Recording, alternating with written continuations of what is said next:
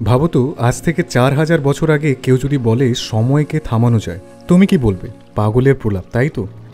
কিন্তু যদি বলি এই ধারণা আইনস্টাইনের টাইম ডাইলেশন, স্টিফেন হকিংয়ের টাইম থিওরি, এমনকি নাসার কসমিক ক্যালেন্ডার, সবকিছুর ছাপ ঋগ্বেদ নামক এক প্রাচীন সংস্কৃত গ্রন্থে পাওয়া গেছে। হ্যাঁ, ঠিকই শুনেছ, ঋগ্বেদ শুধু ধর্মগ্রন্থ নয়, বরং একটা কসমিক কোড, যেখানে সময়, মহাকাল, মহাবিশ্ব, এমনকি অ্যান্টিমেটার নিয়েও লেখা আছে। পর্ব 1, সময়ের জন্ম। নাসুদীয় সূক্ত ঋগ্বেদের দশম মণ্ডলের এক অদ্ভুত মন্ত্র, তদানীম নাসো দাসিন্ন সদাসিত, অর্থাৎ সেই সময়ে কিছুই ছিল না, না অস্তিত্ব না অনস্তিত্ব। একটা মুহূর্ত কল্পনা করো, যেখানে না ছিল আলো, না ছিল অন্ধকার, না ছিল মৃত্যু, না ছিল জীবন। বিজ্ঞান যাকে বলে সিঙ্গুলারিটি বিগ ব্যাংয়ের ঠিক আগের অবস্থা। নাসার বিজ্ঞানীরাও বলছে এই মন্ত্রে প্রি বিগ ব্যাং কন্ডিশনের ব্যাখ্যাও পাওয়া যায়, অথচ আজ থেকে 4000 বছর আগে সেটা কিভাবে জানত ঋষিরা। পর্ব 2, টাইম ডাইলেশন ও দেবতাদের দিন। ঋগ্বেদে আর্যদের বিশ্বাস ছিল দেবতারা আর মানুষ আলাদা টাইমলাইনে বাস করে। এক দিবা মানে দেবতাদের জন্য এক দিন, সেটা মানুষের হিসাবে 1 বছর। এটাই তো আজকের টাইম ডাইলেশন, যা বলে উচ্চ মধ্যাকর্ষণ বা উচ্চ গতি থাকলে সময় ধীরে চলে, ব্ল্যাক হোলের পাশে গেলে সময় ধীরে চলে। এটাই তো জেনারেল রিলেটিভিটি। এই তথ্য আইনস্টাইন দিয়েছেন 1905 সালে, আর আমাদের ঋষিরা সেটা বলেছিলেন হাজার হাজার বছর আগে। পর্ব 3, কসমিক ক্যালেন্ডার ও ব্রহ্মার একদিন। স্টিফেন হকিং বা কার্ল সেগান বলতেন, আমরা মহাবিশ্বের টাইমলাইনে যদি 1 বছর কম্প্রেস করি, তাহলে মানুষ এসেছে বছরের একেবারে শেষে, মানে ডিসেম্বরের মাঝরাতে। ঋগ্বেদেও এই ধারণার ছায়া আছে। সেখানে বলা হয় ব্রহ্মার একদিন মানে 4.32 বিলিয়ন বছর। ব্রহ্মার রাতও ঠিক ততটাই দীর্ঘ।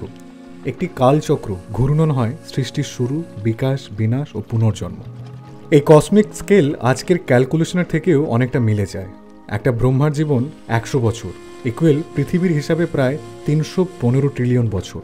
এটাই কি মাল্টিভার্স টাইমলাইনের হিন্ট না? পর্ব 4, কাল ও মহাকাল। টাইম মানে শুধু ঘড়ি না, কাল মানে শুধু সময় না, বরং একটা শক্তি যা সব কিছু চালায়।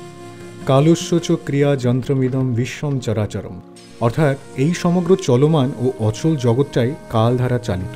কাল এখানে ইউনিভার্সাল ফোর্স, যেটা ডার্ক এনার্জির মতো।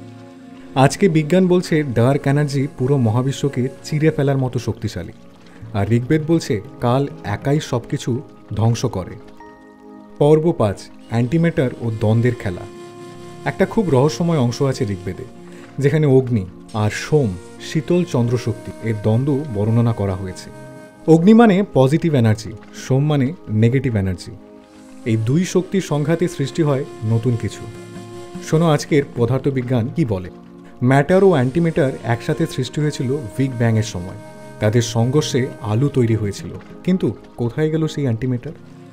ঋগ্বেদ বলছে সৃষ্টি ও বিনাশের চক্রে সব শক্তি আবার ফিরে আসে উৎসে। এটা কি অ্যান্টিম্যাটার অ্যানহিলেশনের আভাস না? পর্ব 6, কালচক্র ও টাইম লুপ থিওরি।